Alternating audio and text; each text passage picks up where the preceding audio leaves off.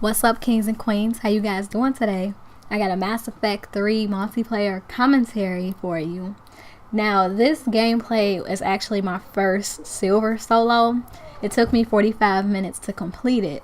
But this isn't about the gameplay. This is about a commentary. My top 20 favorite video game characters. Now, with some of these characters, I may have been a little biased, because I felt like they were just such amazing characters that they deserve more than just a picture and then me explaining why I like them. So some of them I actually have get some footages and also some just quotes and stuff of them talking or situations and stuff. So yes, I was a little biased with certain characters, but anyways, let's get started. At 20, it's Siegfried from Soul Calibur series. Now, the reason why I like Siegfried is because I like his background story, his history. He has like an evil alter ego called Nightmare that is just his evil side from wielding the Soul Edge sword. So I don't know how well you guys know about the Soul Calibur series, but it's a fighting game series, and each character has a background and a biography and stuff like that. And Siegfried's biography was one of the most interesting to me, so that's the reason why he's number 20 on the list. But in the Soul Calibur series, anyone who wields the Soul Edge sword, the sword possesses them.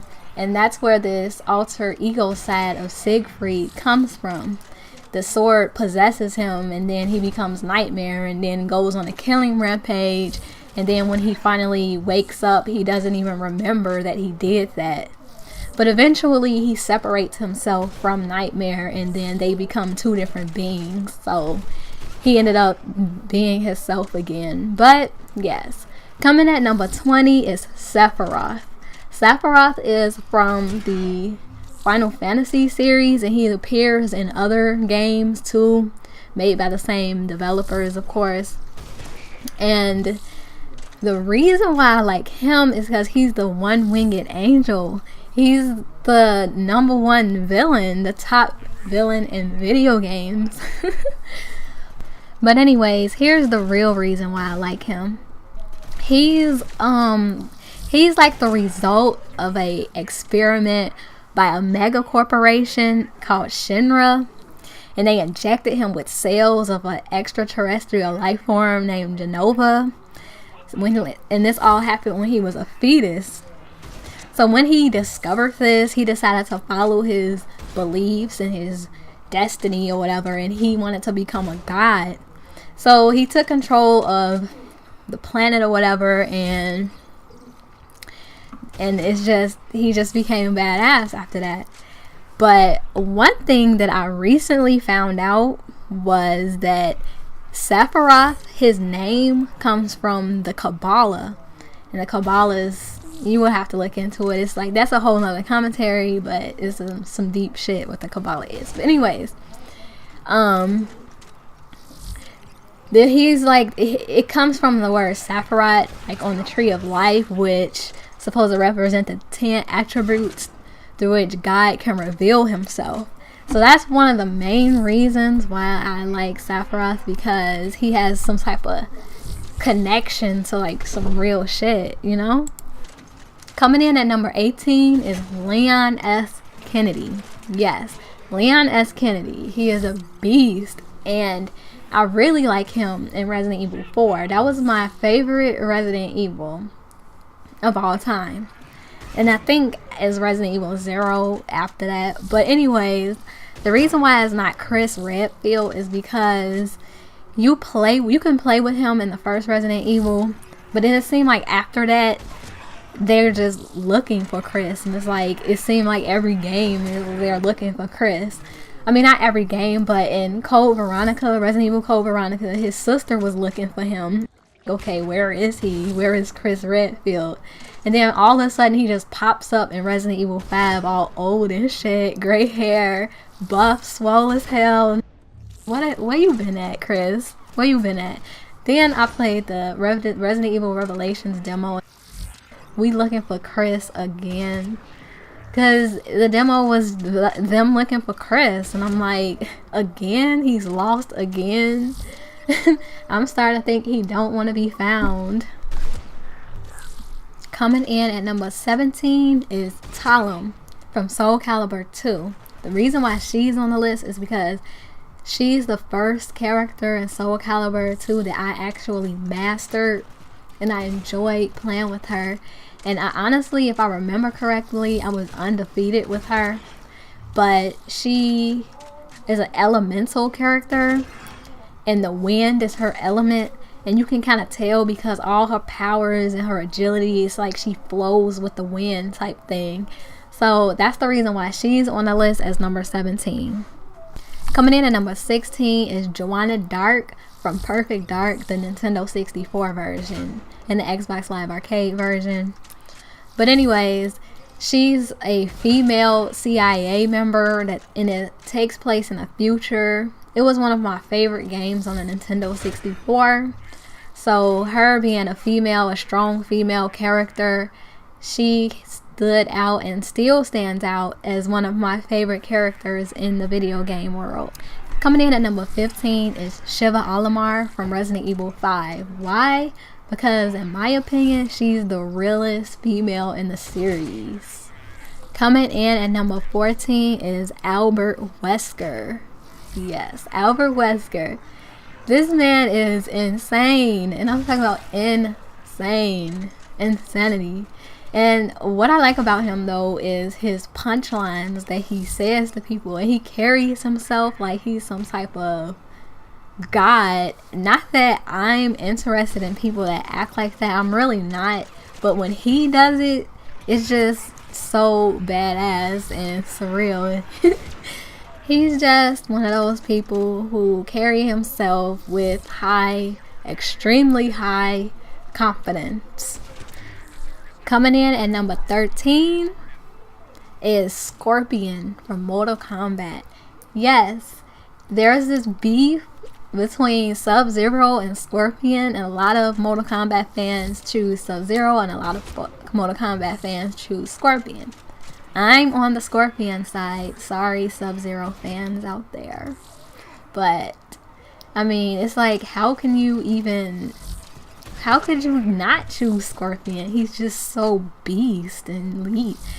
But anyways, he went to hell because he feels like the reason why Sub-Zero and Scorpion are rivals is because Scorpion thinks that Sub-Zero killed his family and clan. So he goes and seeks revenge on Scorpion. I can't exactly remember how he died. I think it was Quan Chi, if anyone knows who that is, that's familiar with the series. Killed him, and he ended up going to hell, and he ended up figuring out who really killed his family and clan. And that's the reason why when he takes off all his face cloaks, it's a burning skull, because he was in hell. But one of the main reasons why Scorpion is on the list is because of this right here. Get over here! And my personal favorite one, come here! And me personally, I feel like that's the line that made Scorpion really, really popular. Coming in at number 12 is Xemnas. Xemnas is from the Kingdom Hearts series, and he's the final boss in Kingdom Hearts 2. And let me tell you, that moment was one of the best moments of my video game history. I was really, really obsessed with Kingdom Hearts series back in the day. I mean, I loved that story. And I feel like Japanese people really know how to make good stories. They games be the games that have the best stories, and they'll just leave you in like amazement at the stories that they come up with. But anyways, I'm gonna go ahead and play a footage, because that final battle in Kingdom Hearts 2, I'm telling you, was an epic moment. And it's like after that final line, some music came on, and then it just goes into the battle, and the music is Kingdom Hearts 2 had one of the best soundtracks in video games, and the music that came on after that just made the emotion and the feeling and the moment even better.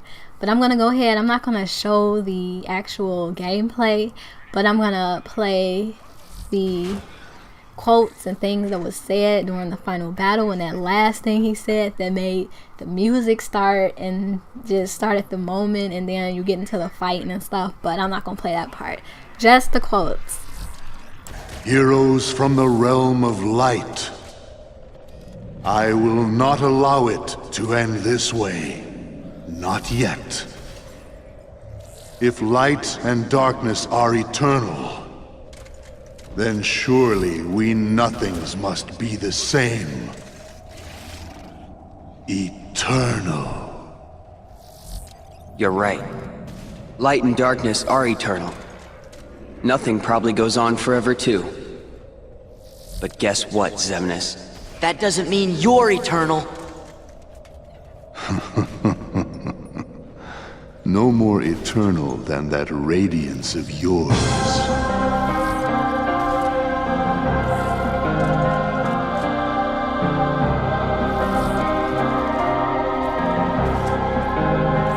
Anger and hate are supreme. Anyways, after that is just pure epicness. Coming in at number 11 is Roxas. Man oh man, Roxas. Where do I begin? He's another character from the Kingdom Hearts series, and I don't know how familiar you guys are with the Kingdom Hearts series, but anytime a person becomes a Heartless, a nobody of them is created. So Roxas is Sora, which is the main character, Sora's nobody. But he's just, I don't know what it was. I connected with Roxas throughout the game. I didn't even connect with the main character, which is Sora. I actually connected with Roxas the most. But he's one of those special characters that I was talking about that deserves more than just an explanation. So I'm gonna go ahead and play some footage.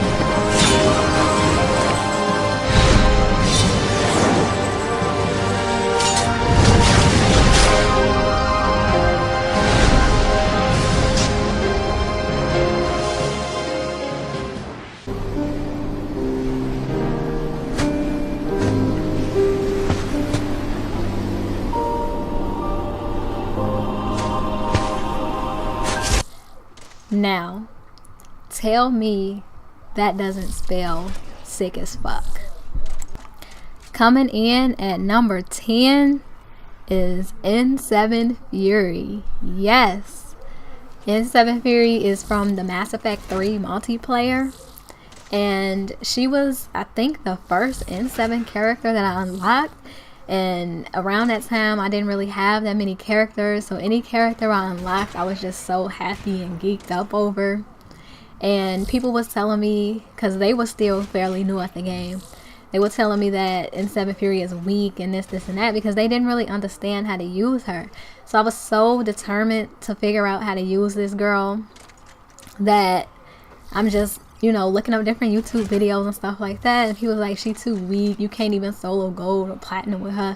And I'm like, no, you wrong, I'm trying to prove them wrong. And I'm looking up videos on YouTube, N7 Fury solos. At the time, I couldn't find any platinum solos of her, but I did find some gold ones, and I showed them, proved them wrong. Like, see, she can be soloed, and you can use her in a solo. But I like her because she looks cool. Like, she has that annihilation field that's emitting from her, and upon popular fan art, a lot of people say she looks like this underneath all of those clothing and armor and everything. So take it as you will. What's seen can't be unseen. Coming in at number 9 is AntiSora. Sora's anti-form. Now in Kingdom Hearts 2, you can be different forms of Sora as you progress in the game. You learn different abilities and different forms, and you got his complete form, his other form. But his anti-form is supposed to represent the darkness that's still within his heart. And it's like one of those forms that you can't trigger on your own. It just happens randomly. And some people in their gameplays, they never got to see Sora's anti-form. Some people seen it 3 times in one gameplay. Me, I only seen it once in a gameplay in the middle of one of the fights towards the end of the game, because you go through a bunch of epic fights and stuff. And I'm like, what is this? I was just in shock. I couldn't believe it. What is this? And after it happened, I changed back to my normal self, and I looked it up on Google, and I'm like, what is this dark form of Sora? Where did it come from? How do you activate it? I wanted to see it again, because I was so in shock about why do I look like this, that I really wasn't looking, and I didn't get to take a good look, basically. And I come to find out you can't turn into it on your own will. It's just certain circumstances or some hidden thing inside the game codes or something that triggers his form. So I never really got to see it again. So yeah. But because of that, he earned a place on the countdown. Weird, huh? Coming in at number 8 is Jack from Mass Effect. The reason why I like Jack, she can be crazy and psychotic, but when you go and talk to her in Mass Effect 2, I learned a lot about her, and I noticed that I relate to her in a lot of ways, and I agree with a lot of things that she says, and that we kind of sort of think alike in a way. So since we have some similarities, she earned a place on this countdown. Is Javik. And Javik is from Mass Effect 3, and I don't know how familiar you guys are with the story, but he's a Prothean race that's been extinct for over 50,000 years, but he's been kept in stasis mode, and the people of this time period, 50,000 years later, found him and opened his pod up or whatever, and now he's back and fighting. But the reason why I like him is because he carries himself in a high way, like he's just above everyone, because his race was the most advanced race 50 years ago, and all of the races that's evolved now, like humans and other races and stuff, they were all still in early forms of evolution. So he's looking at everybody like all of these primitives. Like, that's his favorite word, primitives. So he kind of talks down on everybody, and he's like, ugh, I'm surrounded by primitives. It's like he's always trying to play people. I remember one of the characters in the story asked him, she was like, so you're a real life Prothean? And he was like, as opposed to a fake dead one. It was so funny. I was busting out laughing. But he does things like that all the time. Not that I like people that do that, but it's only okay when Javik does it. Coming in at number 6 is Tira. And the reason why she's on the countdown is because she's one of those hard characters to master. And she's from the Soul Calibur series, by the way. But she's bipolar. So in the middle of a battle or a fight or a match, she could change moods randomly. And when she changed moods, she has a whole different set of combos and buttons and stuff. So you have to learn. She's like 2 characters in one. So you have to learn both setups and know how to do combos in the middle of her changing moods and stuff. So like you can do a combo starting out in one mood and then she switch moods randomly and then continue the combo in that mood type of thing. And I mastered her. And I'm undefeated with her in the Soul Calibur 4, I believe. Yeah, Soul Calibur 4. I mastered her, and I was playing with her online and in real matches with real people. And whenever I used her, people didn't win. Of course, in the beginning, when I was still learning her, I was losing. But after I mastered her, that's when I started to become undefeated with her. So I just like her for the simple fact that she adds variety with her bipolarness, and I kind of like that a little bit. And she's one of the harder characters to use, not one of those starter characters for beginners. Coming in at number 5 is Harbinger.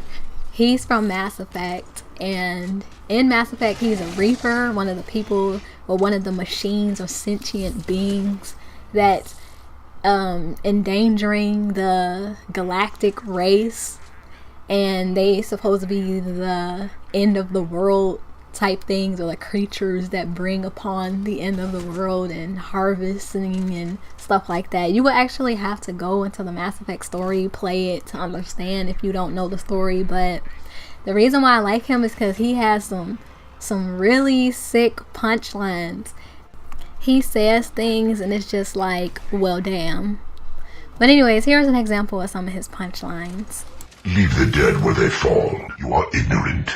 We are knowing. Your allies have fallen, Shepard. You have no one left, Shepard. You do not yet comprehend your place in things. We are the harbinger of your perfection. And now you stand alone, Shepard. You will know pain, Shepard. This hurts you. I am limitless. You are bacteria. He has a lot more punchlines, but he's most popular for this punchline. Assuming direct control. That's when he takes direct control of his servants called the Collectors. Coming in at number 4 is Sovereign. Sovereign is another Reaper in the Mass Effect series, and I like him better than Harbinger because he is just more creepy than Harbinger, and his punchlines are way more crazier than Harbinger's. Like, if I was to hear Harbinger's voice in real life, I would be like, who is this pussy? But if I heard Sovereign's voice in real life, I would be scared. But anyways, Sovereign's punchlines is a little bit more potent and badass. Well, I won't even say punchlines, but he has sentences that are just so fucked up. It's like, why would you say that? Harbinger, yes, Harbinger has punchlines. Sovereign has sentences that are just fucked up. But here are some examples of the things Sovereign says. Your words are as empty as your future. I am the vanguard of your destruction. Organic life is nothing but a genetic mutation. An accident. Your lives are measured in years and decades. You wither and die. We impose order on the chaos of organic evolution. You exist because we allow it, and you will end because we demand it. There is a realm of existence so far beyond your own, you cannot even imagine it. Rudimentary creatures of blood and flesh. You touch my mind, fumbling in ignorance, incapable of understanding. I am beyond your comprehension. I am sovereign. So yes, later on in the Mass Effect series, you find out that Sovereign's real name is Nazara. But anyways, yes, I, in my opinion, feel that Sovereign is just a little bit more badass than Harbinger. Coming in at number 3 is Link from Legend of Zelda. And to me, Link is just so noble, and he's just like a knight in shining armor to just take you away and just be happy together. But no, I played like a lot of Legend of Zelda games when I was little, and when I played them, those tend to be my favorite games at the time. I played Ocarina of Time, Majora's Mask, Twilight Princess, Wind Waker, and even some on the handhelds like A Link to the Past and stuff like that. But I just like Link. He's always been a character that I enjoyed playing, and I just love the games. Even Toon Link. A lot of people don't like Toon Link, but I even like Toon Link, and I may like Toon Link slightly more than the original series Link. Coming in at number 2 is Catwoman from Batman Arkham City. And I fancy Catwoman. Catwoman is my girl. That's my G. And I'm a cat person. I love cats. And, you know, I like lions. And I feel like they're fierce. And I feel like I got the heart of a lion sometimes. And, you know, and she just got that personality that I really, really like. I just like Catwoman for various reasons. And coming in at number 1 is the one and only Legion from Mass Effect. Yes, Legion is my favorite character in video game history at the moment. And the reason why I like him is because Legion is the type of person that will hit you with the facts. If you try to state your opinion, or if you try to say something that's incorrect, he will correct you, and he will correct you with some factual information that you can't deny. He also has a sense of humor too. He's funny in his own robotic way. That Merc said they were insane. This Krogan is no less sane than any other. I don't know of that.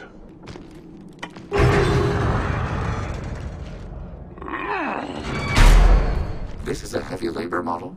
Can you show us the way? Help us fight to the lab. No. You are damaged. I gave their leader my rejects for her army, but she grows impatient. It's time for you to take me out of here. Irrelevant. Specify your dealings with the collectors. Justicars usually work alone, but they are drawn to impossible causes. Impossible suggests she never succeeds. Perhaps she would appreciate our cause. It is merely improbable. The Krogan chose to bomb their own world into this condition. The creators were not so aggressive during the Morning War. I don't expect a machine to understand, or any alien. We stated historical facts. Perspective cannot alter them.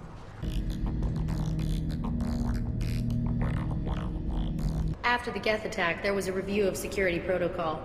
A few minor changes were made to reduce the risk of Geth infiltration. We apologize for the inconvenience. Geth do not infiltrate. You should leave your personal synthetic assistant at home. They're not allowed on public shuttles anymore. Geth do not intentionally infiltrate. Yes, that's my top 20 characters. I hope you guys enjoyed it. And have a nice day.